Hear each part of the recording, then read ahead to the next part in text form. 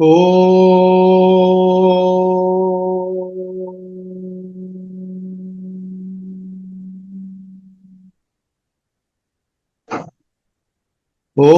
Sahana Vavatu Sahanau Bhunaktu Sahaviryam Karavavahai Tejasvinavadidamastu ma vidvishavahai. Om Shanti Shanti Shanti.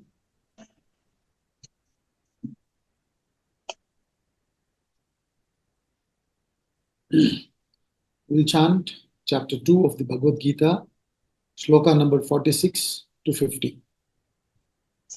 यावानर्थ उदपाने सर्वतः सम्प्लुतोदके तावान् सर्वेषु वेदेषु ब्राह्मणस्य विजानतः कर्मण्येवाधिकारस्ते मा फलेषु कदाचन मा कर्मफलहेतुर्भूः मा ते सङ्गोऽस्त्वकर्मणि योगस्थः कुरु कर्माणि सङ्गं त्यक्त्वा धनञ्जय सिद्ध्यसिद्ध्यो समो भूत्वा समत्वं योग उच्यते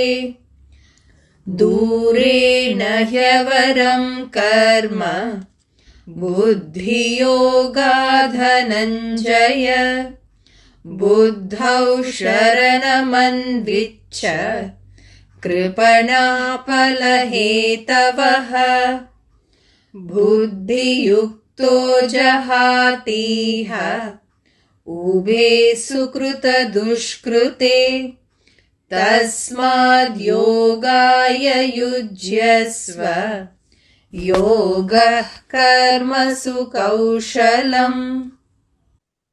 In the second chapter of the Bhagavad Gita, we are now in the portion where he talks about Karma Yoga and its greatness. How it is different from Karma. What are the benefits of Karma Yoga, etc. He discusses in this portion. From 45 to 53 shloka, the topic is desireless action leads to self-realization. Now, what he's saying is the karma, especially the discussion that is there in the Karma Kanda portion, rituals, which are to fulfill the desires, the actions that are done to merely fulfill the desire, which is rooted in individual ego. So for the protection of individual ego, for the survival, for the enjoyment, the whole thing is about oneself. So he says you got to come out of it. The joy, if at all you get out of such an action, Arjuna, is very finite.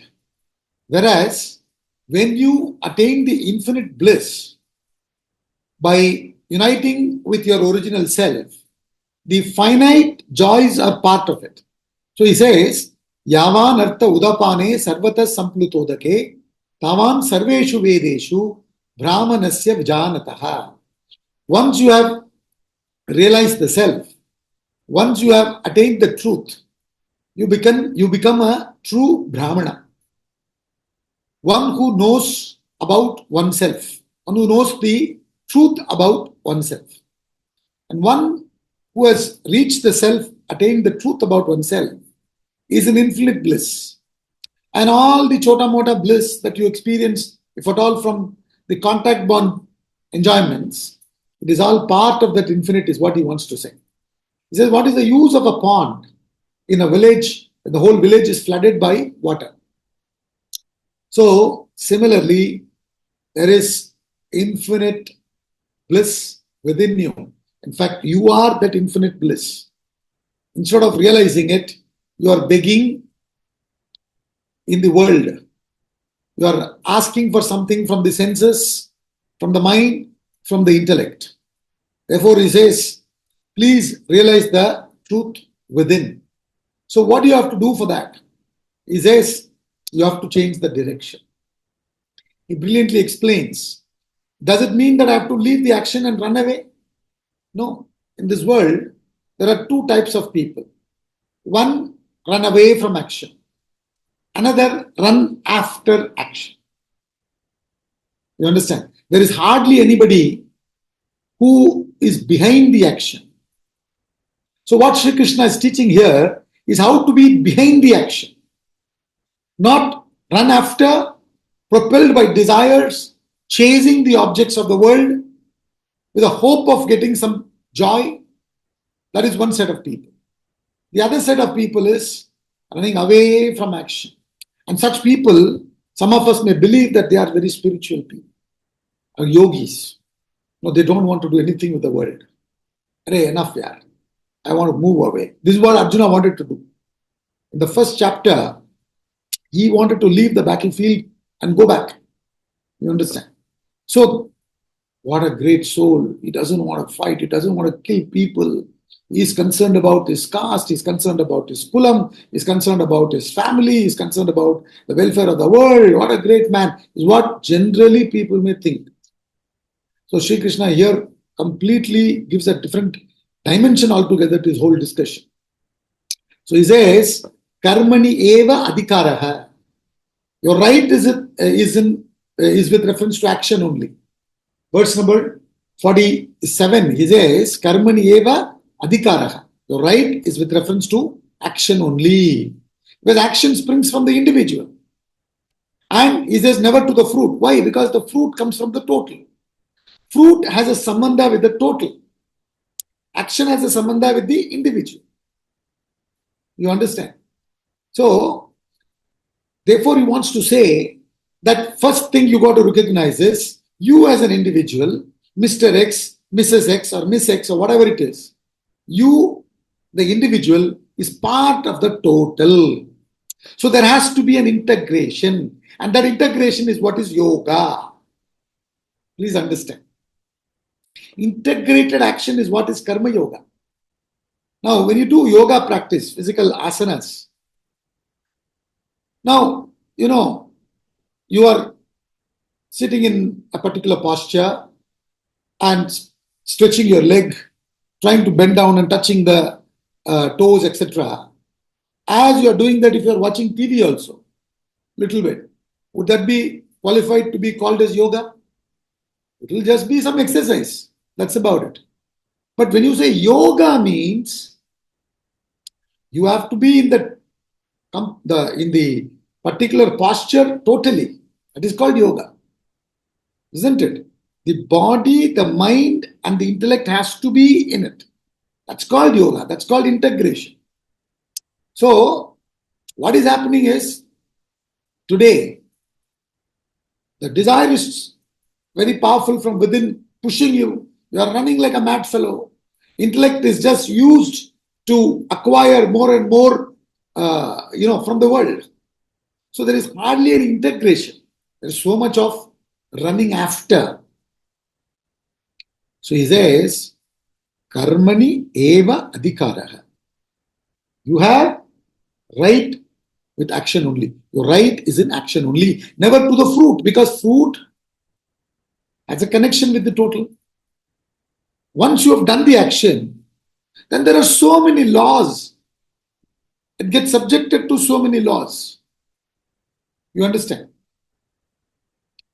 Now, the last few days, we've had Sunandaji's lecture. It was held in central Delhi. Some of the class members had come to attend the sessions. Some of them had come from very far. There are people who had come from Gurgaon. There are people who had come from Noida.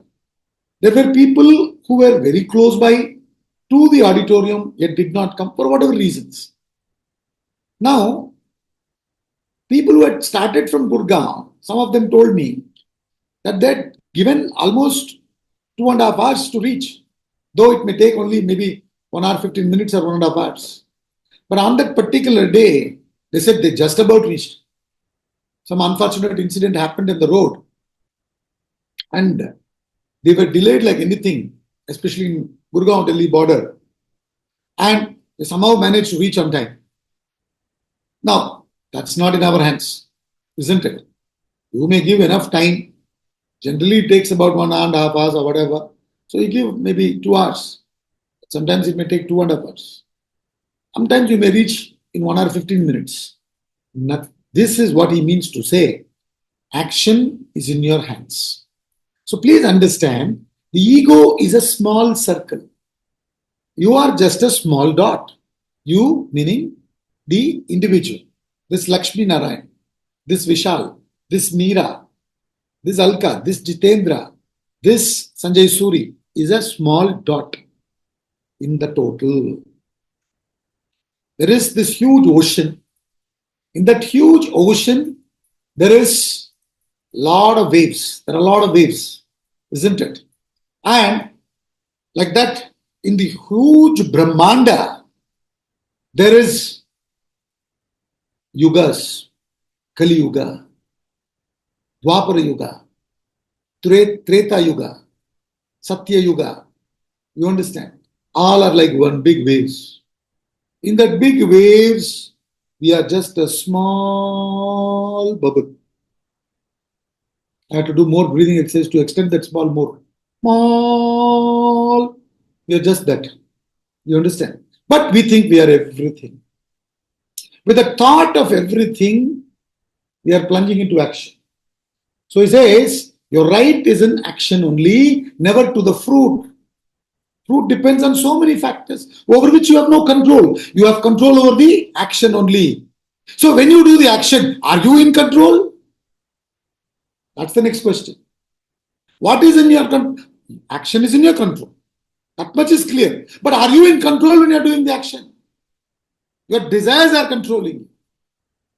Your desires are controlling you. I don't know how many of you saw the match yesterday. You know, it's turning out to be a great test match now. I don't know what is happening today. Because of the class, I didn't even think about it. Yesterday I happened to watch what a brilliant innings, the two players played. Sarfraz Khan, I think, and then Rishabh Pant. Brilliantly they were playing. Suddenly after scoring 150, one fellow got out. Another fellow got out after 99. And then everybody is all out, I believe, after that. I didn't see because I was busy with something else. Now, it's a brilliant thing, cricket example if you take.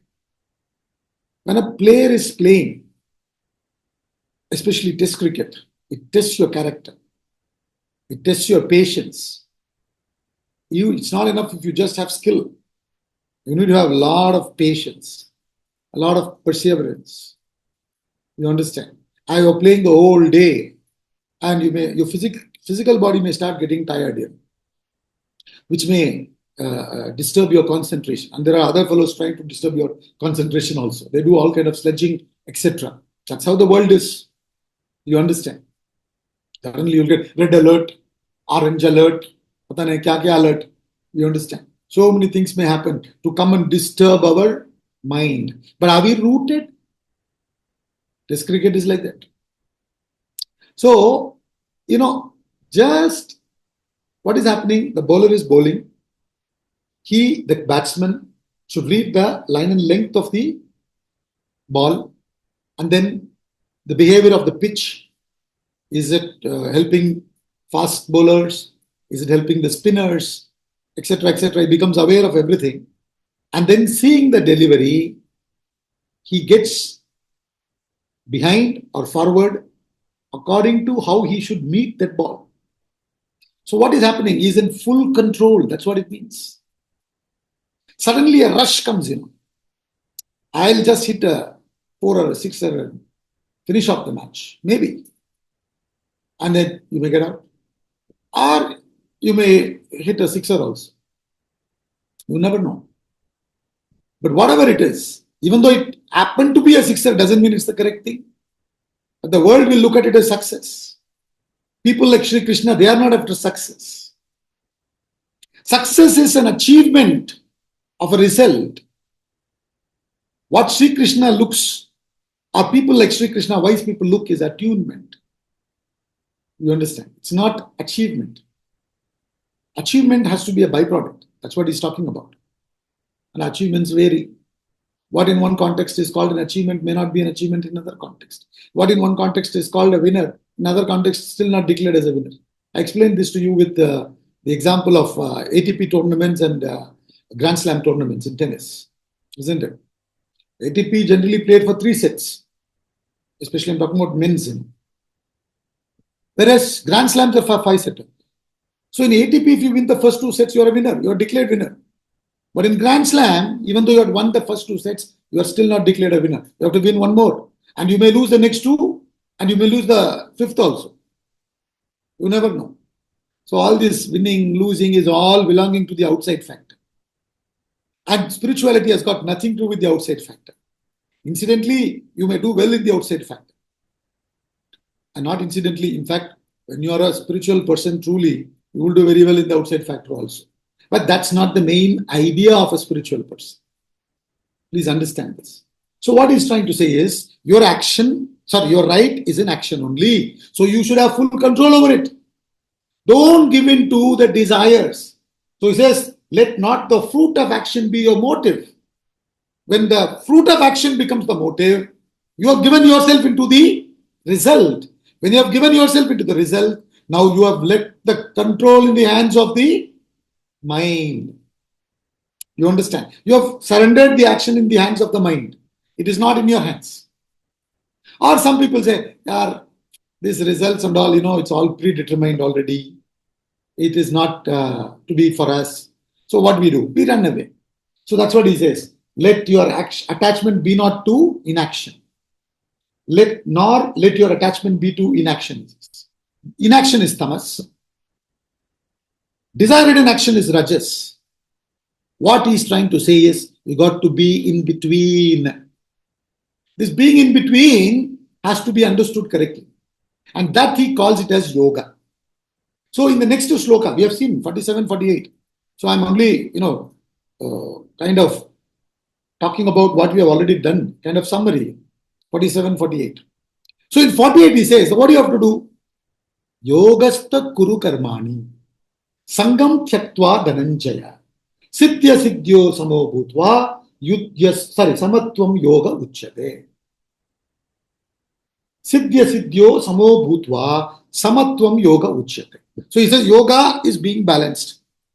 It's being balanced, neither going towards siddhi, nor going towards asiddhi, neither towards success, nor towards failure. Let your mind not go to success or failure. Success or failure belongs to the future. You have accumulated so many desires from the past. So you give yourself in the control of your past desires, which will propel you to get attached to the results of the future, and you are caught in between this past and future, past and future. You have to become free from these two. And that technique is called yoga, he says. Yogastha kuru. What is this yogastha kuru karmani? Being steadfast in yoga, perform actions. Oh, Dhananjaya, oh, winner of wealth, Arjuna. Winner of wealth means very successful fellow. So in short, what he's trying to say is, they are a very, very successful fellow, but you do not know how to live. So in other words, what we need to understand from the Gita is, being successful does not necessarily mean leading a perfect life.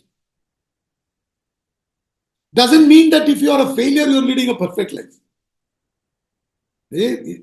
Leading a perfect life has got nothing to do with success or failure. This is something that we need to understand. This itself we don't understand. So what he wants to say here is, Yogastha kuru karmani. What is this? Integrated action. Action with full control, being behind the action. So, who is longing for success? Who is longing for failure? Who is trying to avoid failure? Who is afraid of failure? Go find him. Your buddhi, your buddhi should ask that question. Who is concerned about success? Who is concerned about failure or worried about failure? You understand? You have to send your buddhi towards that. So then, that is called yoga. I gave the example of a person who is walking on the rope, A person who is walking on the rope has a stick to balance themselves, a bamboo stick or something. And then sometimes they may tilt towards the left, sometimes they may tilt towards the right. They have no interest in tilting towards the left. They have no interest in tilting towards the right. They are only interested in keeping themselves balanced. Their focus is very much there on the rope, balancing themselves. They may tilt this side, that side. Like that, sometimes you may be successful, sometimes you may be failure. It doesn't matter. But you never ever allow yourself to be away from the center, getting back to the center. And that center is your true self. That's what he's trying to say. So therefore, he's trying to say that you first unite yourself with the center and then fight this battle, Arjuna. You unite with your self within and then go about doing whatever you have to do. You are a chartered accountant, go about doing chartered accountants. You are a Vedanta speaker, go speak. You are a dancer, go dance. You are a cricketer, go play cricket. You are a lawyer, go and do your job. It doesn't matter. Everything becomes karma yoga when it is centered in the self. But if your focus is upon the result, it is not yoga. It is not yogastha karma. What karma it is? It is bhoga karma. Isn't it? You are interested in the result. You are such a weak fellow that you assess yourself with your achievements, not with what you are. You understand? You are such a poor fellow that you assess yourself with your achievements, not with what you are actually. Who said you are what your achievements are? How did you allow yourself to be, convinced by such a theory? You understand? These are the questions Sri Krishna is asking here. Steadfast in yoga, perform actions, O Dhananjaya, renouncing attachment and being the same in success and failure. Now, how is it possible to be same in success and failure? A lot of people ask, how can I be same in success and failure? Same in success and failure means what? A lot of people don't have any understanding about that itself.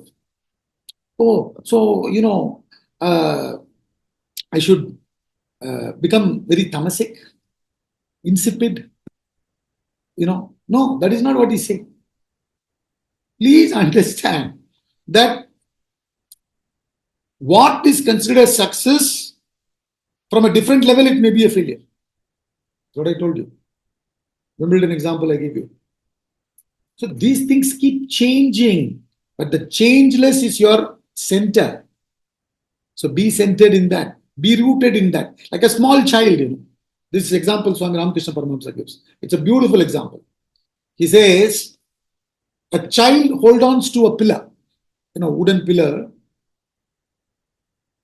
a post or a wooden pillar, the child will hold on to. And she will swing herself around it, but holding on to the pillar. You understand? She is enjoying that swinging. She is not bothered who is swinging faster than her, who is swinging slower than her, who is the winner, who is not the winner. That's all Sri Krishna is saying. Understand? Another way of looking at the whole thing is, if you remember, the whole topic here is desireless action leads to self-realization, leads to enlightenment. So what is this desireless? Replace the word desire with love.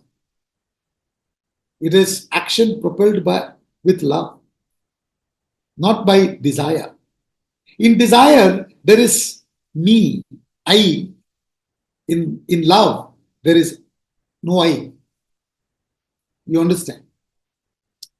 You love your children, and let's say, they're not well, they've fallen sick, and there is something that they really have to have, which will help them. So you are now not thinking about yourself. You are cooking purely to serve them, become better, healthy. There's no thought of I whatsoever. You understand? When there is no thought of I, there is no disintegrated action. When there is thought of I, there is action that is getting disintegrated. To that extent, it's an improper action, even if it achieves success. Because after achieving success, since there is disintegrated soul within, that soul is constantly terrified. Will the success be taken away from me? Will the success be retained by me? You understand? Whereas when an action is done with integration, whether it is achieving success or not, there is tremendous satisfaction within, which is what I call as attunement, contentment, satisfaction. So that's what Sri Krishna talks about. And then he's going to say, later on in 50th sloka, he's going to say, what will happen when you become satisfied totally? It's a brilliant way of, continuing. We are only in 48 now. So he says, being the same in success and failure, that evenness is called yoga. So when you are, attuned to the self within, what is happening? You are behind the action, watching it. Watchfully you are performing the action. When you watchfully perform, even a great cricketer who plays brilliantly with tremendous watchfulness, awareness, may still get out because the ball is excellent. Or maybe so many factors are there. You understand? But some of these great players, in fact, I remember many years ago, there was a player called Marwan Attapattu who used to play for Sri Lanka. He used to open for Sri Lanka. Obviously he is a great player. That's why he got selected to his country, to play for his country. Now, the thing is, I don't remember exactly how many matches, but initially in so many matches, he was not at all playing well. Many zeros, many ducks. You understand? For whatever reason. But then the management continued with him. The selectors continued with him. And later on, after so many matches, he proved to be one of the best in the world. Marwan Attapattu. You can go on Google, not now. Class ke baad Google karo. Abhi nahi. You understand? So, the world looks at you from the point of view of success and failure. A wise man never bothers about success or failure. Wise man, see, the thing is, what we are concerned about, what we are worried about, is no matter for the wise person. That comes in this chapter itself. That sloka comes later on, 69th sloka of chapter 2. If you are interested in the fruit, you may be wondering, when is this fellow going to come to sloka number 69? He's going on stretching this 46, 47, 48 like this. By the time he'll come to 69, I'll become 69 years old. This is what you are probably thinking. So, don't be bothered about it. Bhagavan will make sure that we will get there. But he brilliantly says, what? We are also, I'll just give you one example. We are so worried about death. Wise man, what he's worried about? Birth. We are worried about death. Wise man is worried about birth. Because if you have birth, you will have death. Whatever is we are worried about, wise man is not bothered at all. Not at all. One of my friends used to say, don't set an alarm to wake up, set an alarm to go to bed. It's interesting, He says you should set an alarm to go to bed. Because when you set an alarm to go to bed, means you go and sleep the exact time. Body has a memory. In the academy, we eat breakfast, lunch, dinner, and Fridays no dinner in the ashram. So, breakfast 8:30, lunch 1:15, dinner 8. This is standard there, set. Exact sharp, they will chant and then start the dinner, lunch, breakfast, whatever. In between, you don't eat. And in ashram, you don't go out also, so you don't eat, you don't keep anything in the room, don't eat. You'll start feeling hungry. You don't have to look at the clock. You'll suddenly see it will be around 1 o'clock, 1:10 like that. So body has memory. You understand? So if you set alarm and go to sleep at the exact time, you will sleep, the body will take necessary rest, and you will wake up. You will see that it will wake up after 7 hours, 8 hours. Automatically. You don't have to force. So, in other words, whatever we do, whatever the wise do, we do ulta. This is what he's saying. Steadfast in yoga, perform actions, O Dhananjaya. You are worried about Kulanasa. Arjuna was arguing, Kulanasa ho jayega bhai. Arjuna is telling Sri Krishna in the first chapter. Oh my God, intermixture of caste will happen. Women will be in trouble because when the men are killed, women will be in trouble. Kya is so concerned. You understand? So therefore he says, Oh Arjuna, oh Dhananjaya, oh fellow who gives value to success, oh fellow who gives value to the outward charm, there is something within you. You have no clue about it. You've got to attune yourself to that man. Steadfast in yoga, perform actions, O Dhananjaya. Renouncing attachment and being the same in success and failure, evenness is called yoga. Samatvam yogam uchyate. You become balanced. You are not concerned about success or failure. Why? Because you have done that you have done that question, you have inquired that. Who is concerned about success? Who is this who's running after success? Who is this running after to be part of the top 10 in the Forbes list? You understand? So when you ask that question, somebody goes to Ramana Maharishi, a great Mahatma. They go and say, Amiji, I'm terribly stressed. Both problem chal raha hai. My wife is troubling me, my husband is troubling me, my children are troubling me, my in-laws are troubling me. Pata nahi, body, kuch bhi, trouble. He says, very good. Okay. He'll listen to them. Okay, like that. And then he'll say, Acha. Okay, you want solution? No? Okay. Now, tell me, when you say troubling me, who is this me? He troubles you with this question. You go with a problem, he gives you one more problem. You tell me who this you is, who is getting troubled by husband, wife, etc. Then to that you, I will speak and give the solution. So he turns your attention from the problem to what is he turning your attention towards? You are complaining, na? Body mein dard hai. They are speaking stinging words.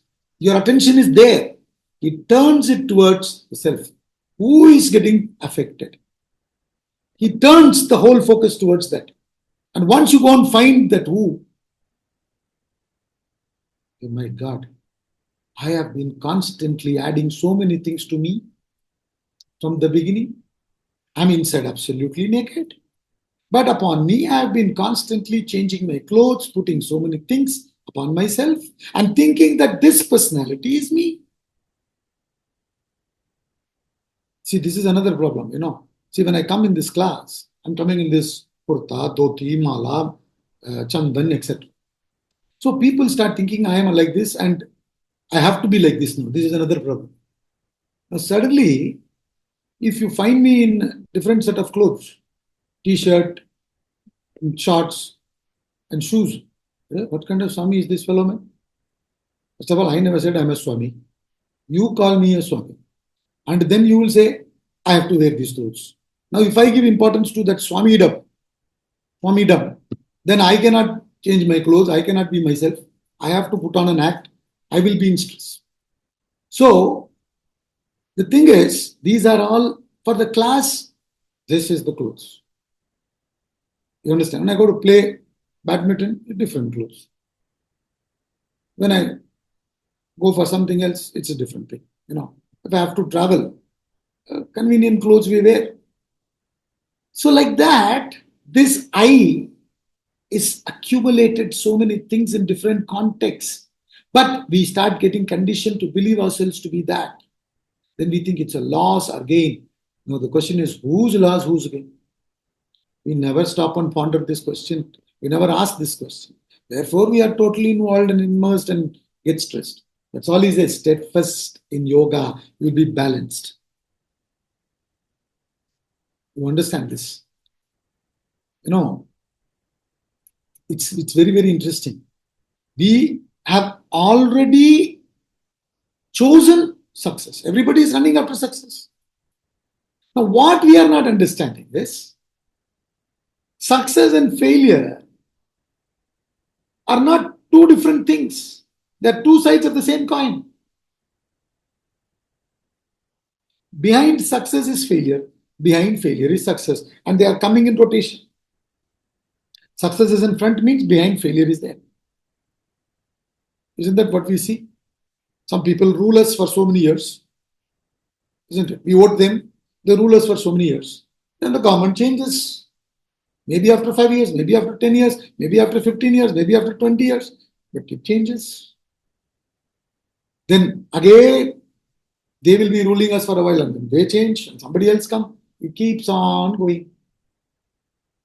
And when this is keep on going, we are riding after success. When you ride after success, you will not be balanced. Why? Because behind success is failure. So you are constantly worried, will I get successful? Will I get successful? Will I get successful? Your focus is on failure. And somehow you become successful. Then again worried, will it be taken away? Will it be taken away? So constantly you are in worry. So even after being successful, even after winning, you are actually a loser. Isn't it? Even after winning, you are a loser when you are running after winning. When you are running after winning, even after winning, you are still a loser. When you don't run after winning, which means you are not running after losing either, or running away from losing either, you are ready to face the battle. A fellow who is afraid of losing only leave the battle. I am not afraid of losing, neither am I after winning. So what? I am attuned to myself. And depending upon the situation, what has to be done, I will do. I will continue doing my actions. I am neither after nor away. You understand? So I understand. So I become completely free from both success and failure. Why? Because my attention is now totally upon the self within. That is called balance. Then with awareness, I am completely in awareness function. Completely balanced. You know, there is something called a slow cycling. I don't know how many of you have experienced slow cycling. I have experienced. It's the most difficult thing. You know, the mad flow, you have to cycle and go fast. It's easy. You don't have to be aware. You know, your adrenaline pumps in and you just run. Pedal fast and you go. But if you have to do slow cycling, you'll have to be in total awareness. So you got to balance. So balance comes only when you are in awareness. In that alertness, the balance comes. We are all afraid people, you know. We are all cowards. We don't want to face the reality. So we are constantly running, trying to lose ourselves and hide ourselves in the so-called fame, name, success, etc. Shri Krishna is not bothered. He is not interested in hiding. He doesn't want us to hide also. He wants us to come out and open. He says, do not be a coward. Don't be a coward. Cowards will run after success. There are two types of cowards. One running after success, hiding behind success. Others run away from all this challenges. Shri Krishna says, don't be a coward. Klaibyam asmagam apartha naitadvayupapadyate shudram hridaya daurbalyam tyaktotishta parantapa. Is what Shri Krishna said, isn't it? In the third shloka of this chapter. Tastva kashmalamidam sheme samupastitam anarya jushtam ashwargyam akirtikaram Arjuna. Klaibyam asmagam apartha naitadvayupapadyate shudram hridaya daurbalyam tyaktotishta parantapa. Wake up, man, arise. Success is like a drug. You take drugs, what happens? Alcohol, whatever. It dullens you. And when it is not there, You have to face yourself. You cannot face yourself. Now what? You want more drugs, more alcohol. You want something more. Again, go back. So this is what we are doing. For us, success has become a drug. We're all addicts to this. When you go and dig deeply into these shlokas, it's just incredible what he's talking about.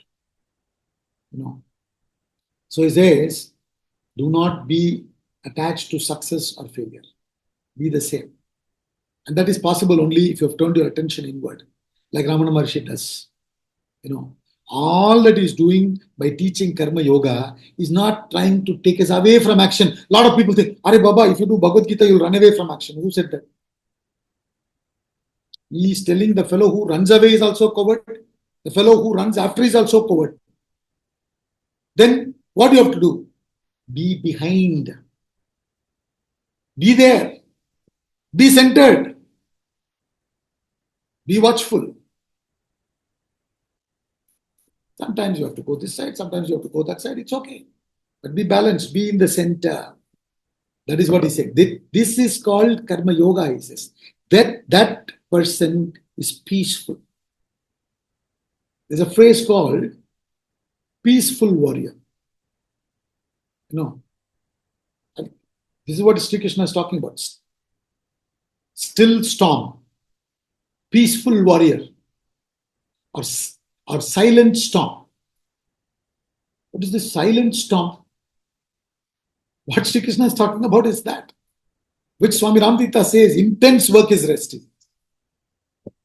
Intense work is rest. Not tensed work.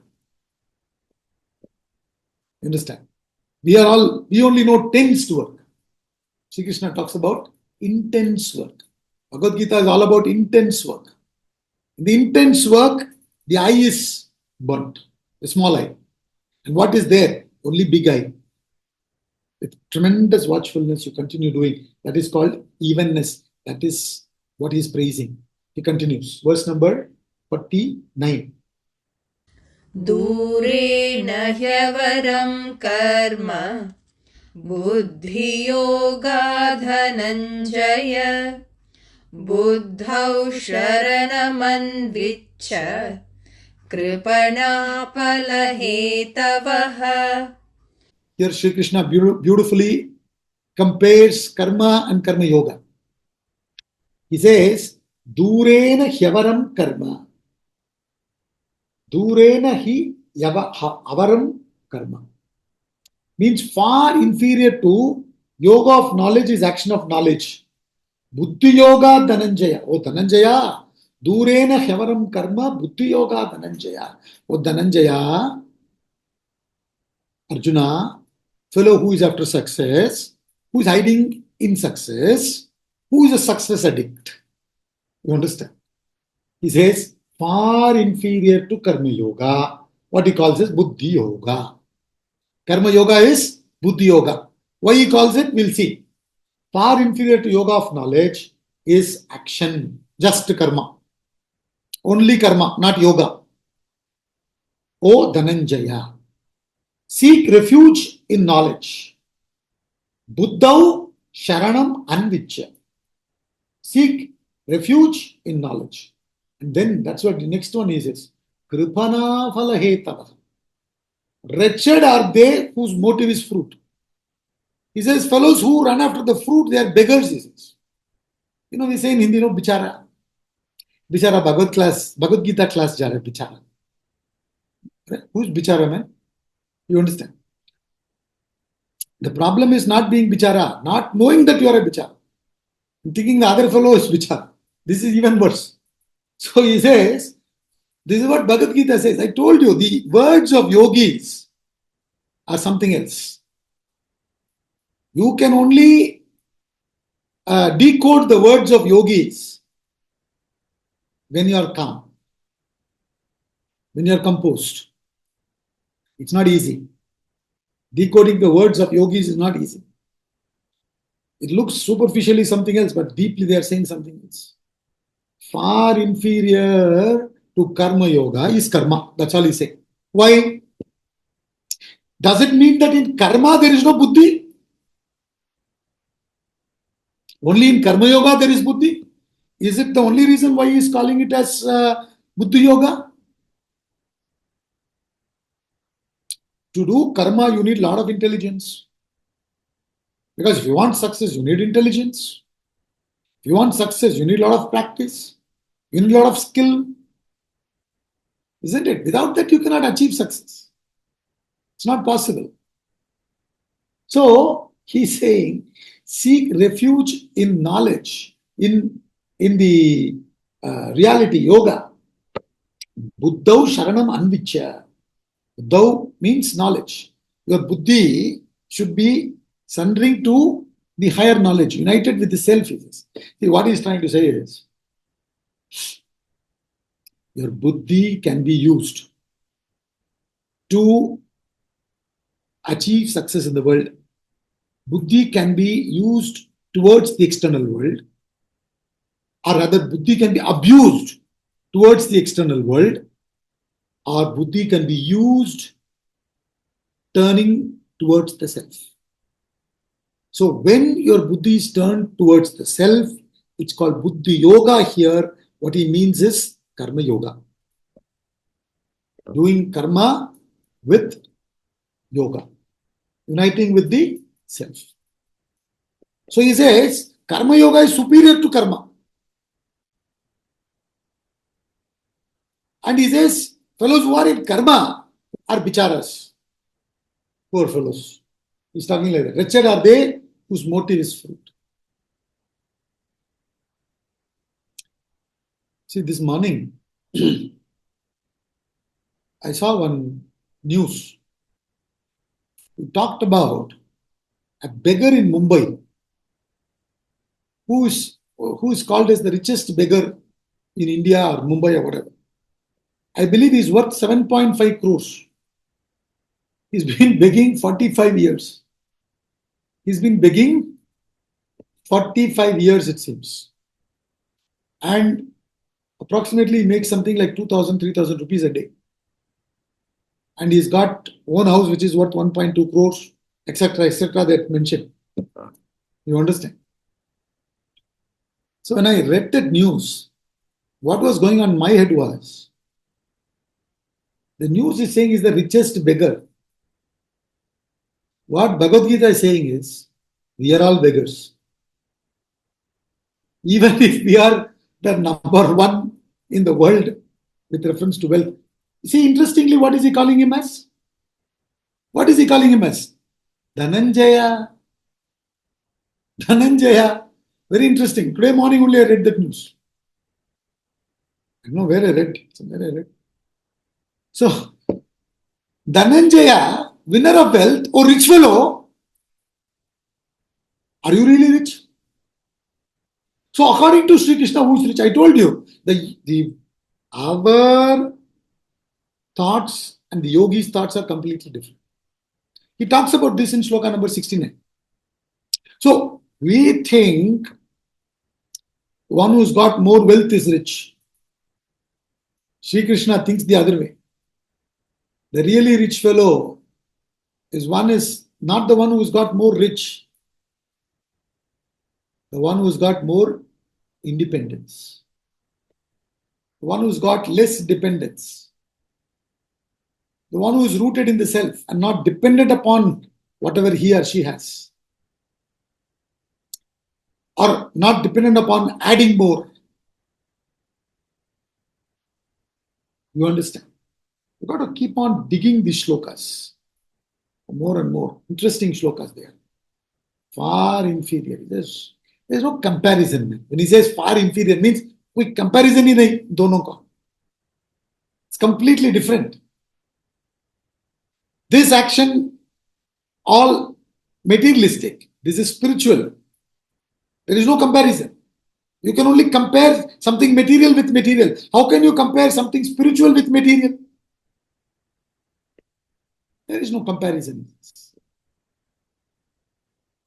When a person is running after, when a person is running away, both are in a non-aware state.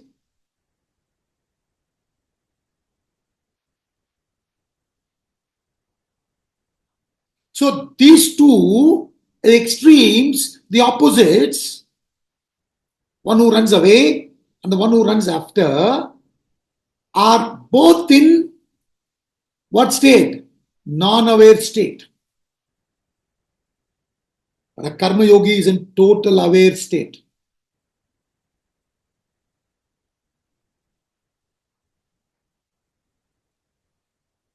This we need to understand. So far inferior to yoga of knowledge. Here means buddhi yoga, means karma yoga. See, when you know thyself, what is the closest to the Atma? Knowing the buddhi. A very interesting example we study in the context. A door. A door is used for both exiting and entry. Isn't it? Inside the auditorium, it will be written exit. Outside the auditorium, it will be written entry. Hana? The door is same. The door through which you can enter, the same door through which you can get out.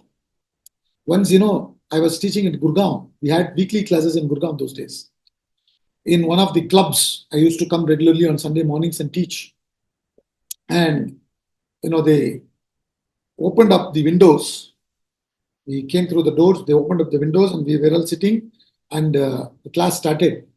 Suddenly, halfway through the class, through the windows, which had no, the grills, a bird came, pigeon came.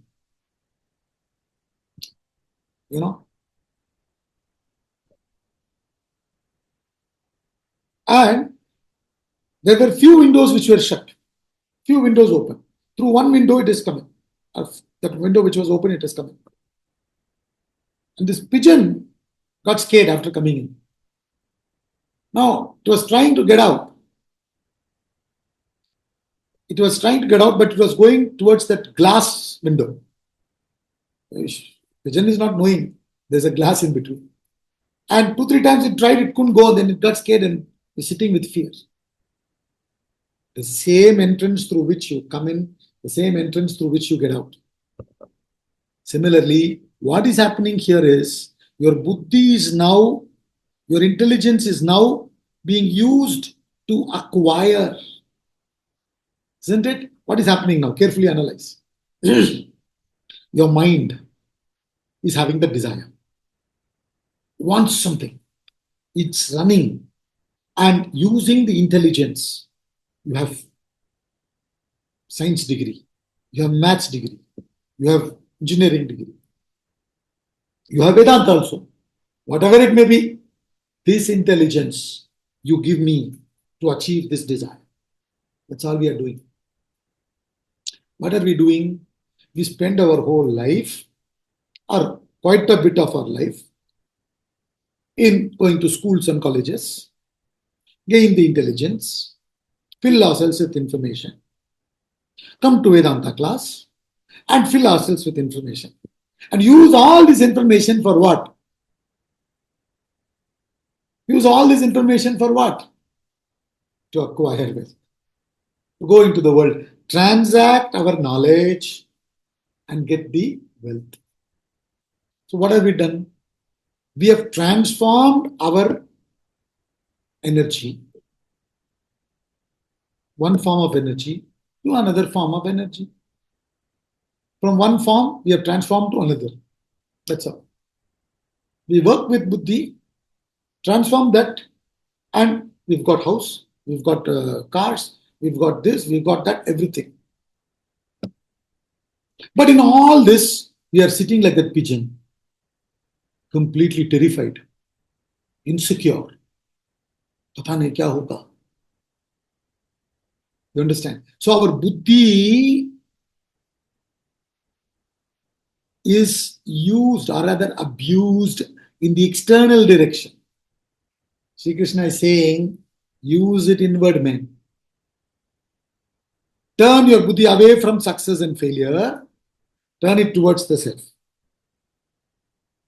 When you do that, what happens? Insecurity goes, because you understand that you are that Paripurnatvam. When you find that you, unless and until you find that self, the real I, understand?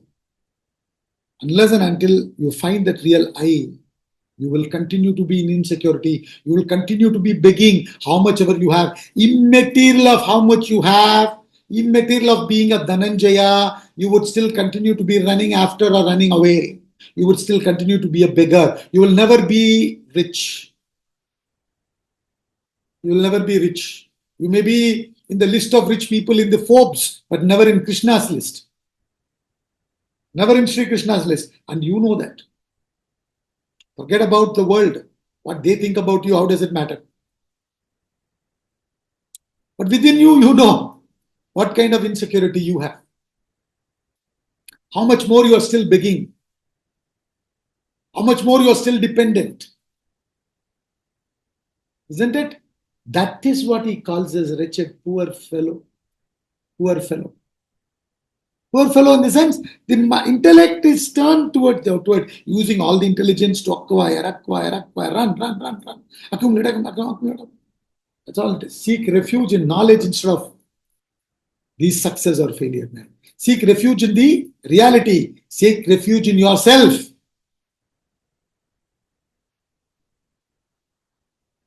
You know, when you go to Swamiji, he will see your palms. You understand? Palms means he's not a palm reader. He'll see your hands, fingers, and in your finger, supposing there are more than one ring. The ring finger, you have one ring, he'll be okay. He'll be okay, and it's not that he'll be agitated otherwise. He'll see, okay, he's a married fellow, so he's having that wedding ring. Supposing you have 4 or 5 rings, or even 2 rings, he'll say, what is the second ring, man? First ring, it looks like wedding ring. What is the second one? Usually fellows don't say. But generally some blue color, they said, will help you to be successful. Red color. You think that blue color crystal or whatever you are wearing is what is going to bring you success rather than your action. In fact, if you understand all these shlokas, what he's saying is, if you have belief in your action, you are believing in God. If you have belief in success, you are a non-believer of God. And most of us go to God, stand in front of the idol, temple, etc., etc. And what are we doing? Give me this, give me that, give me this, give me that, give me this, give me that. And we say we are believers of God. And then we say, that fellow is not going to temple at all.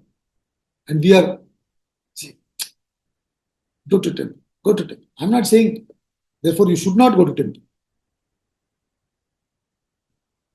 Is you're going to temple, surrender, thanksgiving,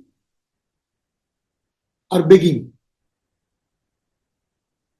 What is your mental level?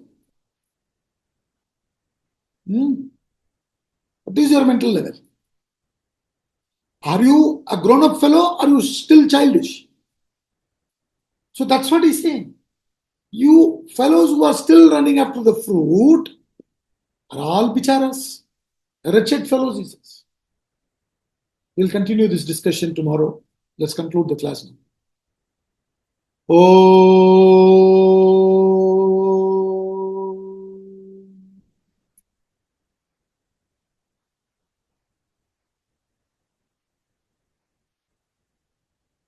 Om Purnamada Purnamidam Purnat Purnamudachyate Purnasya Purnamadhaya Purnameva Vashishyate.